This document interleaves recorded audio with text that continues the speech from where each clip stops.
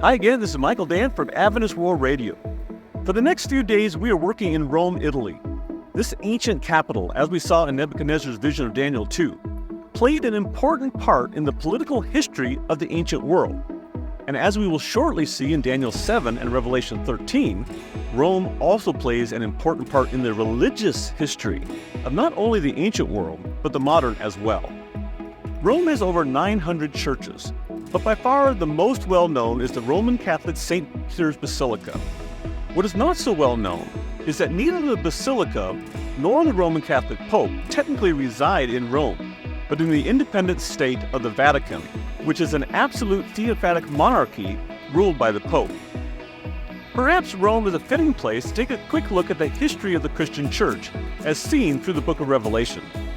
In our last episode, we saw the astonishing corruption of the early Christian church and how it tried to change God's law by commanding a new holy day to match the pagans' venerable day of the sun.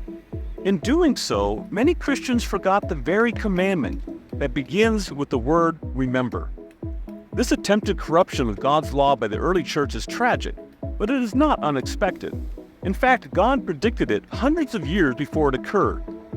Today, in our short and sweet guide to Bible prophecy, we will begin looking at the important prophecies predicting the dark ages of the Christian church. This understanding will set the stage for our upcoming study on the mark of the beast.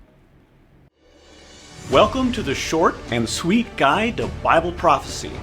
Travel the world with me as we explore together life-changing prophecies from God's holy word.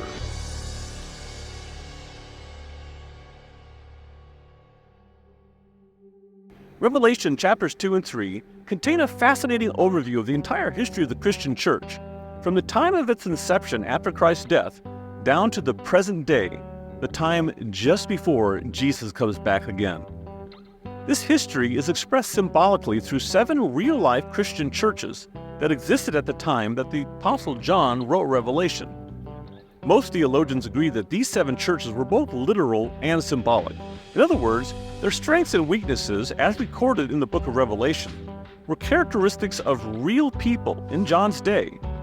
But these same characteristics also serve to represent symbolically the condition of the church down through the ages. The names of these churches were Ephesus, Smyrna, Pergamum, Thyatira, Sardis, Philadelphia, and Laodicea. Let's take a quick look at each church and see how corruption snuck into the beliefs and practices of God's people. Ephesus represents the new church, just after it was set up by Christ's apostles. Ephesus is the pure church. Revelation chapter 2 and verse 1 begins, "To the angel of the church in Ephesus write, I know your deeds and your toil and perseverance, and that you cannot tolerate evil men. And you put to the test those who call themselves apostles, and they are not. And you found them to be false. And you have perseverance, and have endured for my name's sake, and have not grown weary. But I have this against you, that you have left your first love. Therefore remember from where you have fallen, and repent, and do the deeds you did at first. Or else I am coming to you, and will remove your lampstand out of its place, unless you repent." Revelation 2, 1 through 5. Ephesus started out very well, but over time it began to have some problems. That leads us to the next epoch of church history, represented by the church at Smyrna, which is known as the persecuted church. "And to the angel of the church in Smyrna write, I know your tribulation and your poverty, but you are rich, and the blasphemy by those who say they are Jews and are not, but are a synagogue of Satan. Do not fear what you are about to suffer. Behold, the devil is about to cast some of you into prison, so that you will be tested, and you will have tribulation for 10 days. Be faithful until death, and I will give you the crown of life." Revelation 2, 8 through 10. John recorded good and bad characteristics for most of the churches, but God had only good things to say for the church at Smyrna. That's because persecution sets our faith on fire and purges away the dross of evil and worldliness. But eventually that persecution came to an end, and the church began to lose its way again. The next phase of the church is represented by the church at Pergamum, which is known as the compromised church. "And to the angel of the church in Pergamum write, I know where you dwell, where Satan's throne is, and you hold fast my name, and did not deny my faith, even in the days of Antipas my witness, my faithful one, who was killed among you where Satan dwells. But I have a few things against you, because you have there some who hold the teaching of Balaam, who kept teaching Balak to put a stumbling block before the sons of Israel, to eat things sacrificed to idols, and to commit acts of immorality. Revelation 2:12-14. Pergamum began very quickly to slip into believing some pagan doctrines like idolatry and immorality. That was bad, but what came next was much worse. The history of the church represented by the church at Thyatira, known as the Church of the Dark Ages. And to the angel of the church in Thyatira write, I know your deeds and your love and faith and service and perseverance, and that your deeds of late are greater than at first. But I have this against you, that you tolerate the woman Jezebel, who calls herself a prophetess, and she teaches and leads my bondservants astray, so that they commit acts of immorality and eat things sacrificed to idols. I gave her time to repent, and she does not want to repent of her immorality. Behold, I will throw her on a bed of sickness, and those who commit adultery with her into great tribulation, unless they repent of her deeds, and I will kill her children with pestilence. And all the churches will know that I am he who searches the minds and hearts, and I will give to each one of you according to your deeds. But I say to you, the rest who are in Thyatira, who do not hold this teaching, who have not known the deep things of Satan, as they call them, I place no other burden on you. Nevertheless, what you have, hold fast until I come. Revelation 2:18-25. By this time, the Christian church had become seriously paganized. Jezebel symbolizes corrupt teachers who were infiltrating the church and introducing unbiblical beliefs. Although God had many bad things to say about those in Thyatira, it is encouraging to note that not everyone had become corrupted. There were still some who had not known the deep things of Satan. God would use this seed of true Christians to rebuild his church and to start throwing off the bonds of paganism. That began to happen in the next phase of the Christian church, represented by Sardis, known as the Restoration Church. This is the time of the Great Reformation, started by such godly men as Martin Luther, Ulrich Zwingli, and Philip Melanchthon. To the angel of the church in Sardis write, I know your deeds, that you have a name that you are alive, but you are dead. Wake up, and strengthen the things that remain, which were about to die. For I have not found your deeds completed in the sight of my God. But you have a few people in Sardis who have not soiled their garments, and they will walk with me in white, for they are worthy.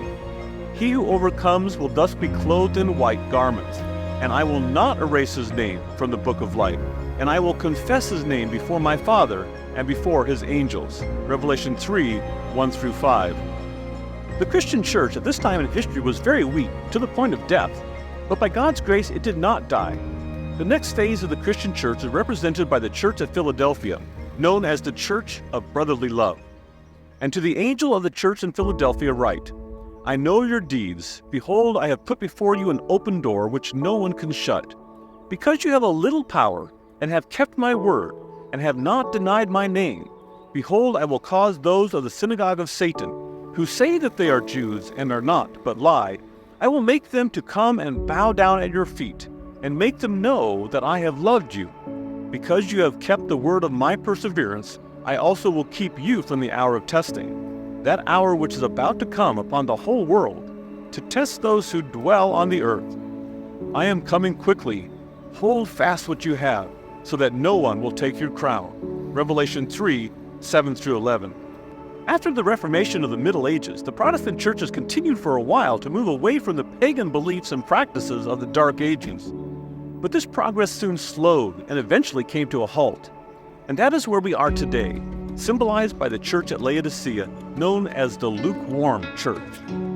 To the angel of the church in Laodicea write, I know your deeds, that you are neither cold nor hot.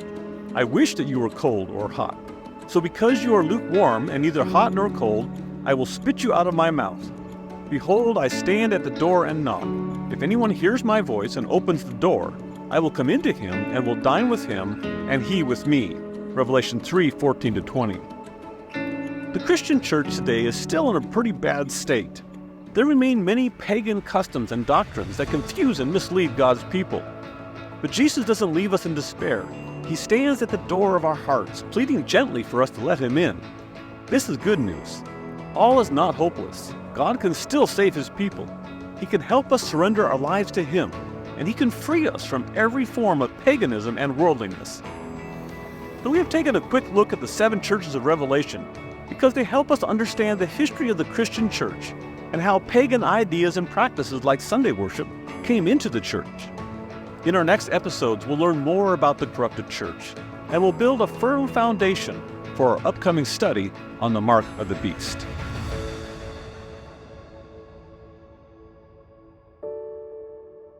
I hope you were as blessed as I was by watching this short and sweet Guide to Bible Prophecy episode. And I hope that if you have a question, comment, or prayer request, you'll feel free to text it to the number on your screen. Don't forget to request your free Points to Ponder handout for this video at the same time. Also, you can find the next video in the series by clicking the Next Episode button. Thank you for watching this short and sweet Guide to Bible Prophecy series, and may the Lord richly bless you today.